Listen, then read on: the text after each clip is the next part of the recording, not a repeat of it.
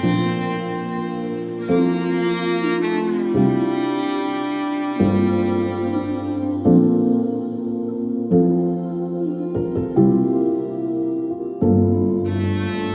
shepherd is Bishop Mylo Hubert Vergara of the Diocese of Pasig, who also serves as the Vice President of the Catholic Bishops' Conference or CBCP here in the Philippines.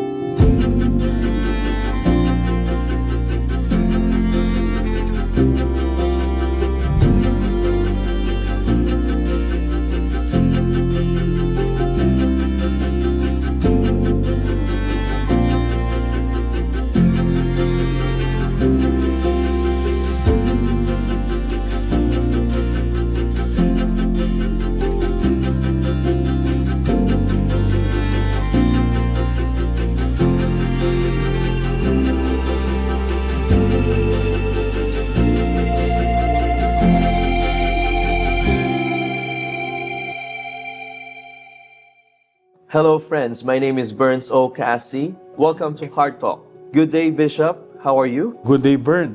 Thank you for inviting me for this Heart Talk episode. Bishop Mylo, the program is really an opportunity for people to get to know you beyond the headlines, and we are so interested to know about your faith story as a Catholic. So could you tell us a little bit about your childhood, your family, and your memories with your parents growing in the faith? You know, we are a Catholically knit family. My mom's very devout.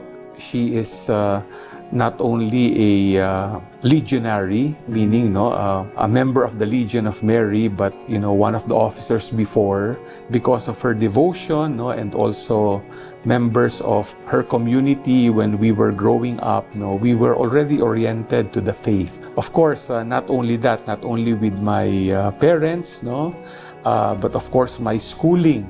I was a student from Ateneo de Manila University, The Jesuits. The Jesuit school, So since prep, until college, even until when I had my master's in philosophy and even my licentiate in theology as a priest. I think this has been all part of my growing years that has molded me into the faith. How many siblings did you have, Bishop, and do you have any memories with doing religious activities with your siblings back then? I'm the eldest. We're 5 brothers and a sister.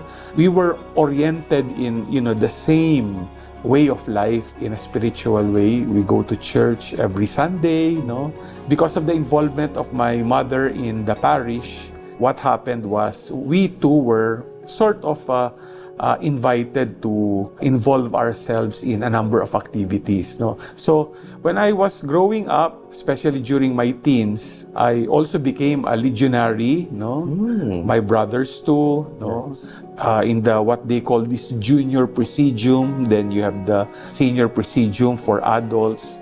And then even in my parish life, it was an orientation to different renewal activities in the parish that made us involved as lectors, commentators in the parish. Actually, I have 2 parts of my growing life in faith. Right. The first 10 years of my life, we grew up here in Pasig, where I am now, the diocesan bishop. My parents were government employees, so what happened was we transferred to Quezon City, to Fairview Park, Quezon City, because there was a housing opportunity there for government employees. We were actually close to the sisters in Flos Carmeli in Quezon City, in Fairview.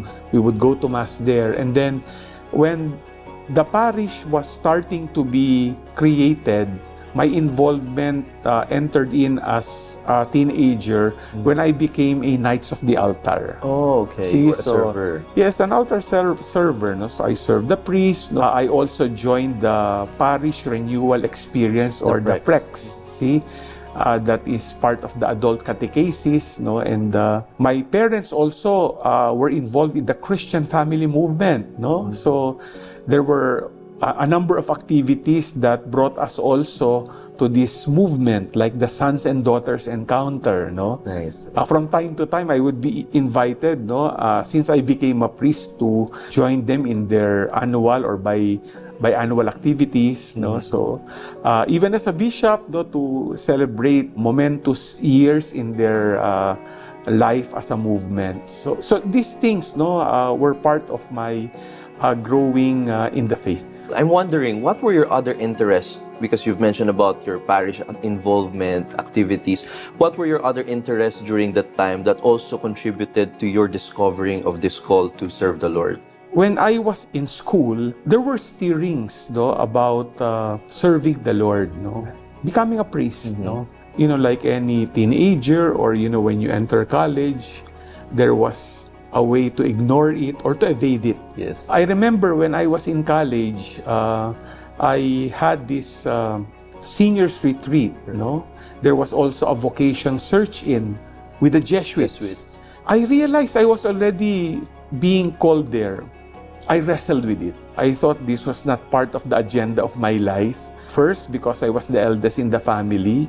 And then when I was in college, no, the course I took was BS Management Engineering, no? Okay. Of course, there was this one thing to fulfill a career. Right. And also thinking that, can I survive without a wife? If I may be so candid about it, So you were at that time, dating? at that Okay. time, you just ask yourself, the call to priestly life or to religious life Yes. is really no joke, no? It's a total surrender. For sure. But would it be possible for me? You know, it's there's a lot of thinking about this life call, no? So, but at that time, no, I was already sort of being led to that. When I was in Ateneo, I was so immersed in my studies. There were some involvements in social activities, but I was more into finishing my college degree. After graduation, my parents told me, "Oh, we will gift you with a trip to the US, no? And then why not explore possibilities there and build a career here?" No? I recall there were opportunities for those graduates of Ateneo, La Salle, or even UP. No, why not? I took that route, no. So when I was in the US already, we have been in contact with some of our batchmates, no, in school. They took also the route. Some, studied, took further studies. I was thinking of taking my MBA in either Fordham University or New York University, NYU. But then I had relatives who told me that there was an opening in United Nations, New York. So, I thought, why not? So, I was accepted. No, it was at the low level yet, no, in the General Services Unit. Right. My tourist visa was changed into a diplomatic visa. And then I started living on my own. I rented an apartment, no, and went to office each day, something like that. When I was going to the office, that's in First Avenue, UN, New York, I would find myself passing by church. It's St. Agnes Church in 3rd Avenue. Every day, I would go to Mass at that time. I would always chance upon this, a poster. It's a vocation poster there. And it's like this clerical collar, but, without a face, just the neck. And the caption said, "Don't think this will choke you for life." It's like it haunted me. It haunted you. Okay. So every time I would pass by, I also realized whenever I work, you get your pay, there was a certain emptiness I felt. Right. It's something only you can know. And that's when I decided to call home and, just tell my parents, I think I have to go back. I entered the seminary in 1985 and was ordained a priest in 1990. And now we go to your life as a priest. Do you remember your first parish assignment? And then you're thinking back, you wanted to quit, but then the Lord pushed you on, and now you're here, you're a priest. How was it like during the first years of your ordained phase? My first assignment was as the assistant parish priest of St. Andrew the Apostle Parish in Bel Air, in Makati, I was the parochial vicar of the late Monsignor Jose Chito Bernardo. But at that time, I also had a double job, I became the Dean of Studies of the Seminary in Holy Apostles because I was the pioneer. So there was this thought of already grooming me, preparing me to sort of be part of the formation team. Right. After a year, just when I was enjoying parish life as parochial vicar, I was assigned in the seminary to become a formator, and that happened for 10 years. All those 10 years was in formation ministry. Until I became rector of that seminary, no? It was only in 2001 when I was like let off to have another assignment, no? Because there were others who were sort of already trained, no, to take my place. That was when I became parish priest of Santa Rita de Casia Parish in Phil-Am, Quezon City. I looked forward to that because, you know, when you become a diocesan priest, you know that you would want to be a parish priest. Yes. So I was so excited, no? And I enjoyed those 1 year and 11 months there. When I was enjoying parish life, to become, immersed, no, in the parish community, the late Cardinal Sin called me up and said, I have to transfer you to another parish assignment. That's when I was transferred to the parish of the Holy Sacrifice in UP. That spanned for a little over 2 years, no, until that was when I was appointed Bishop of San Jose Nueva Ecija in 2005. Amazing. You're such a great storyteller, Bishop Mylo, and we have no doubts why the church eventually chose you to become, to be at the forefront of social communications. So could you tell us, how did that come about? It was like during that plenary assembly, the one who should be the chair was Archbishop Soc Villegas. Okay. But he was elected as the president of the Catholic Bishops' Conference of the Philippines. Right. So they had to make this nomination again.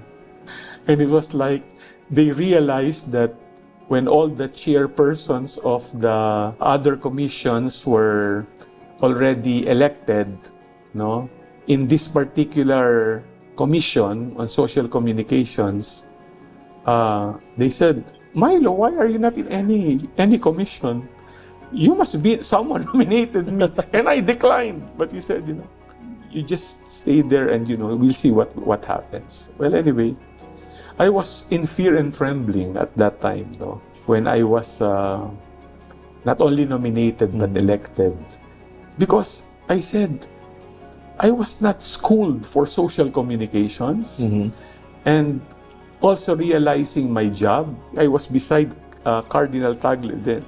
And he knew my feelings. I said, I don't want this job. Who wants to be interviewed? And here we are. Yeah, who wants to be interviewed? I said, anyway. And then he just told me, don't worry, it's the CBCP president who is the spokesperson. So you think oh, really? After all the election, everything, it was also at that plenary assembly when it was announced the Holy Father will come in 6 months. Oh, how did you feel? I mean, you were just recently installed as the chairman. I don't know. I wanted to hide. Because I knew that would be a humongous task. Right. Yeah, so who would want that task and prepare for 6 months? And I was in charge of the media coverage of the papal visit.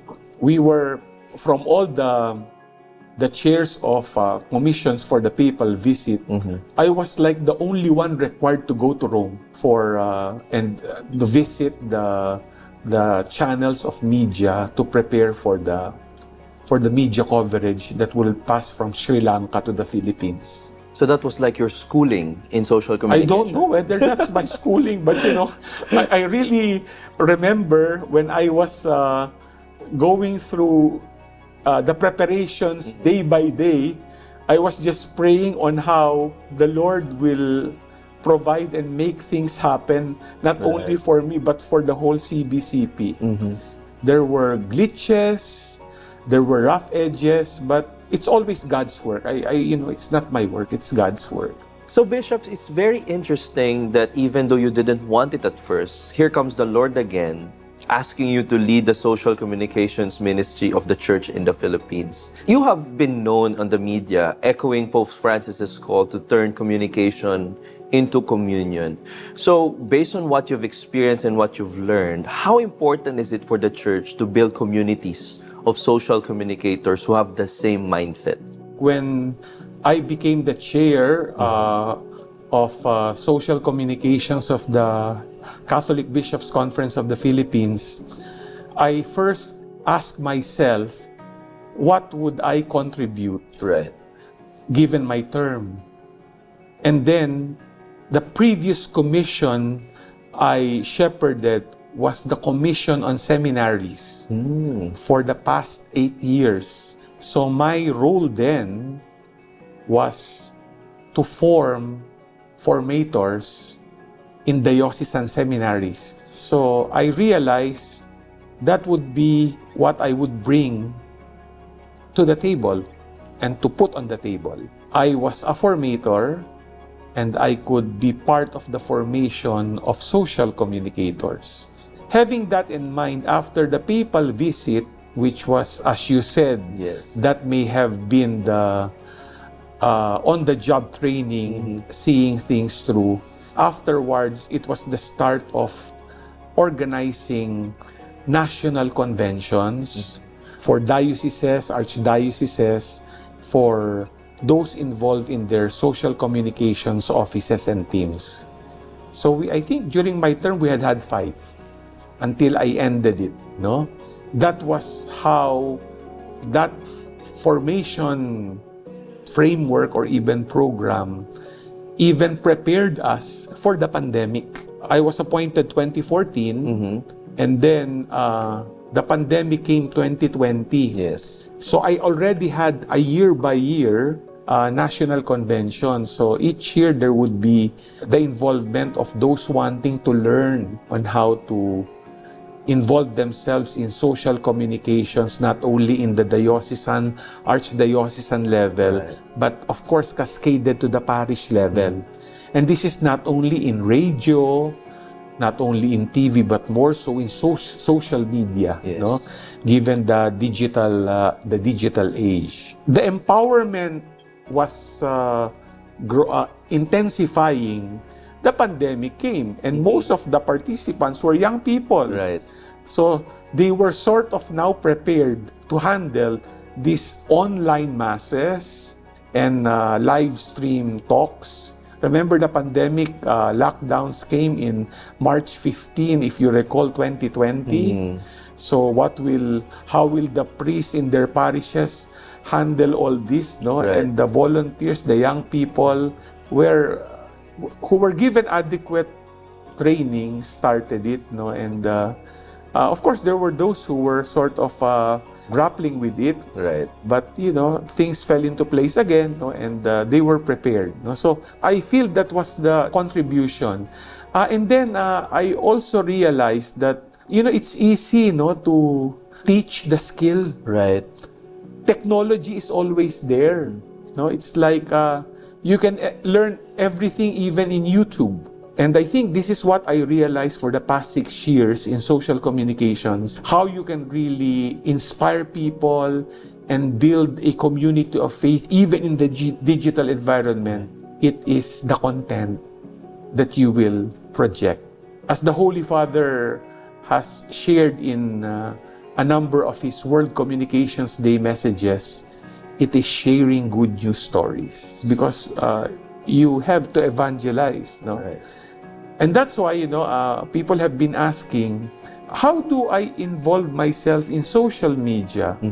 What should be the start when I make a Facebook account, or a Twitter account, or an Instagram account? And this has been perhaps part of my own training in management, no? Right.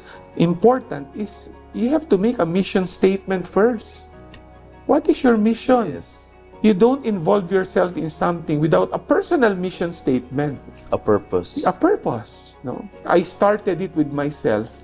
My mission statement in involving in this digital environment is to evangelize. Bishop, on equal note, the Catholic Bishops' Conference of the Philippines is deeply concerned about the issue on human trafficking. Based on the Church's teaching and what you have experienced in ministry, what do you think can we as the Church do to fight this new evil in our time? We have been doing that here in the Diocese of Pasig, no? Because we have sisters here, the Mary Queen of Heaven missionaries who are involved in that. No? Right. They have been doing their apostolate, and they're so involved in rescuing those who have been victims, no, to human trafficking. But what's interesting, just recently, I think I was the one tasked to celebrate that Mass in EDSA Shrine. Right.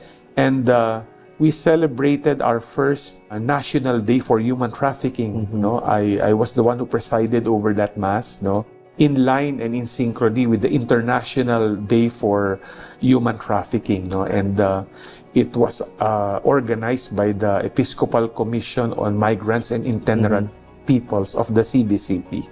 No, we can do our share. No, I think we must first be informed about what's happening. No, and see how there are networks we can connect with, so that if there are cases in our territories, no, or in our vicinity, we can perhaps utilize them and see how they can assist those who are victims, no, and help them out. So all the lay faithful are also empowered to pray, like on our own ways, how can we help the church on this aspect? When I was involved with this Episcopal Commission on Migrants and Itinerant Peoples, that Bishop Ruperto Santos of the Diocese of Balanga, both of us went to Kuwait when we visited 2 repatriation centers of our domestic helpers, no, who were victims, no, of human trafficking. Yeah. Bishop Santos and I decided that it would be good to team up with a number of our chaplains and other lay servants, no, in Kuwait, to give a recollection to those who were in the center. So I was in one center and he was in another, and we spent like a half day or so giving a recollection and doing confession and celebrating the Eucharist. There was someone who told me, "Bishop, I'm from your territory. Could you just reach out to my family? I'll give you an address. And please tell them, even though I'm here, I'm okay and I would be going home." When I went back, that was the first thing I did. There were 2 individuals whom I reached out to, went to their families in my territory here in Pasig. I visited their homes and I shared what was happening to their loved ones. That was also an evangelizing moment for me, meaning to say, I was evangelized. And I can never forget those experiences, because it is an awareness that human trafficking is intensifying, and we have to do our part as a church, though, in addressing this situation. Bishop Mylo, thank you for saying yes to God all throughout your life and your ministry, and I'm sure this story will inspire many to do the same. Just one final note, do you have any message for our viewers around the world? And after that message, we would love to receive your apostolic blessing. Whatever has happened in the past, whatever is happening now, whatever will be the shape of your future, the love of God reigns. The love of God conquers all.